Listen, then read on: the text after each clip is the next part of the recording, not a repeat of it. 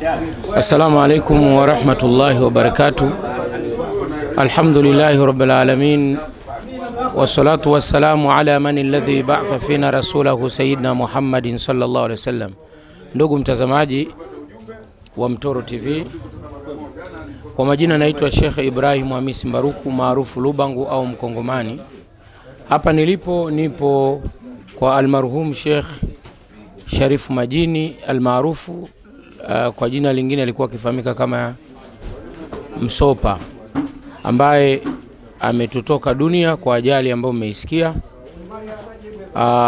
Nikimzungumza au kumzungumzia katika eneo ambalo mimi na yeye nimepata kuishi naye wakati akiwa hai, alikuwa ni mtu mwenye imani kwanza ile ya dini, kwa sababu ulikuwa unamuona hata kama mmekaa mnazungumza siku zote alikuwa anahamasisha watu kwa ajili ya sala. Yani mnaweza kuwa mmekaa ndani, adhana inatoka, anawaambia jamani, pamoja na yote lakini iko siku tutaondoka, twendeni tukamsujudie Allah. Hiyo ilikuwa ni sifa yake kubwa na Mwenyezi Mungu atamlipa katika hilo. Lakini jambo la pili, alikuwa ni mtu mwenye kiu ya mafanikio. Mafanikio ninayokusudia ni yale ya halali. Alikuwa akizalisha kazi moja kwenda kazi nyingine, kazi za halali, ili mradi ajitafutie riziki yake ya halali, na katika hilo Mungu alimbariki akawa anafanikiwa. Lakini Sharifu Majini au Msopa alikuwa ni mtu wa watu, alituunganisha hasa katika vipindi ambavyo watu tukiwa na matatizo mara nyingi tumekuwa tukimkimbilia. Binafsi nimesafiri naye kwenda Burundi, Bujumbura, tulikuwa mimi yeye na pamoja na Dr. Sule. Baadaye nikaondoka naye kusafiri naye katika kazi ya dawa kwenda naye Mafia, nikiwa mimi yeye pamoja na Maridhia.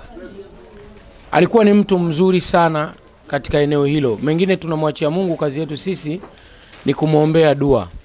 Lakini kwa kumalizia, Sheikh ameacha familia, ameacha watoto, ameacha mke.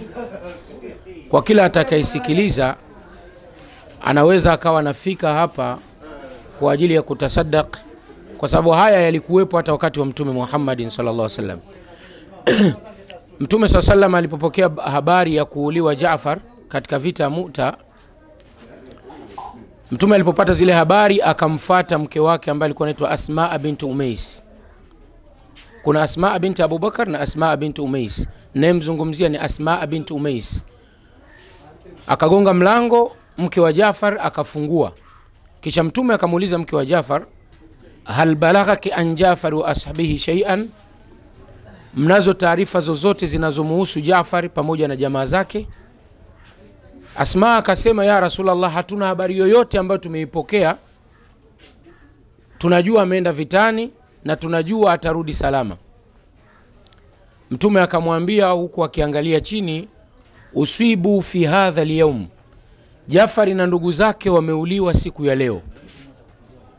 Asma alishindwa kujiziwia, akapiga kelele iliyopelekea majirani wote waliokuwa katika mji ule wa ambapo alipokuwa anaishi Jaafar watoke majumbani kwao kwenda kujua kwa Jaafar kuna nini. Walipofika wakamkuta Mtume akiwa na simanzi na Asma analia. Wakauliza, wakaambiwa kwamba wanamlilia Jaafar aliyeuliwa katika vita ya Mu'ta. Wakati wanawake wale wanaambiwa, na wao wakaanza kulia, kilio kikawa ni kikubwa. Watu wakatarajia kwamba Mtume atakataza, lakini Mtume Muhammad sallallahu alaihi wasallam akiwa na huzuni akajikuta anasema, ala mithul Jaafar faltabki albawaki, kwa mfano wa kifo cha Jaafar anayo haki ya kulia mwenye kulia.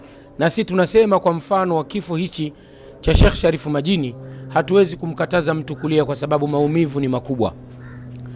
Pale pale Mtume Muhammad sallallahu alaihi wasallam fadhamma aulada Jaafar, akawakumbatia watoto wa Jaafar ambao sasa ni mayatima, baba yao amekufa, wale wamebaki ni mayatima. Fadhamma aulada Jaafar, akawakumbatia watoto wa Jaafar, kisha akasema, ana waliyukum fi dunya wal akhirah, kuanzia sasa mimi ndio nitakuwa msimamizi wenu hapa duniani na kesho akhera. Nini tunajifundisha? Kwamba anapoondoka mmoja wetu kama hivi alivyoondoka Sheikh Sharifu Majini, sheria inatutaka tuikumbatie familia yake, tuizungukie familia yake, tuisalimie familia yake, ndio namna ya kuishi au kuuishi wema ambao aliuishi yeye mwenyewe alipokuwa hai. Machozi yetu ni mengi, nafsi zinauma, kwa sababu ukikaa wakati mwingine unafikiria, ukitazama background yake, maisha yake, alivyokuwa mtanashati, roho safi, unafika mahala unaona kwamba dunia tunapita na sisi hapa sio wakaaji.